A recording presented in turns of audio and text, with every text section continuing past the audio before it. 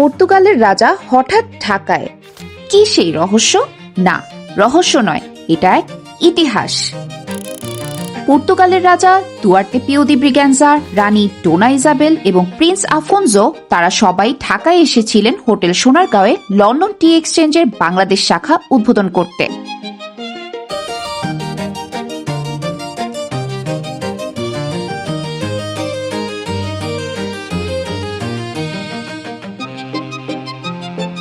পর্তুগালের এই রাজ পরিবারে প্রায় ৩৫০ বছর আগে যিনি রাজকন্যা ছিলেন তার নাম ক্যাথরিন অফ ব্রিগ্যানজা।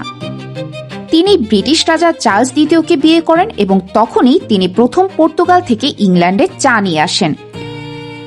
এর আগে ব্রিটিশরা চায়ের সাথে পরিচিত ছিল না।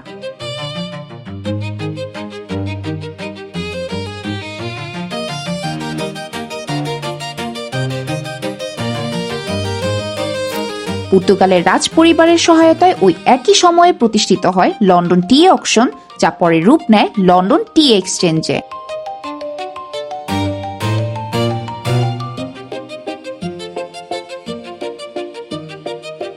পর্তুগিজ রাজ পরিবারের হাত ধরে যে লন্ডন টি এক্সচেঞ্জের শুরুটা হয়েছিল ৩৫০ বছর আগে, সেটারই নতুন একটি শাখা ঢাকায় উদ্বোধন করতে পর্তুগালের বর্তমান রাজ পরিবারের সদস্যরা বাংলাদেশে আসেন, রচনা করেন নতুন এক ইতিহাস।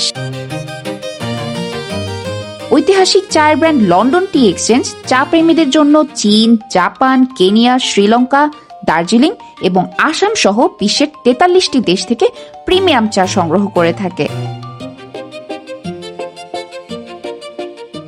এর সাথে সম্প্রতি যুক্ত হয়েছে বাংলাদেশের সবচাইতে প্রিমিয়াম চা।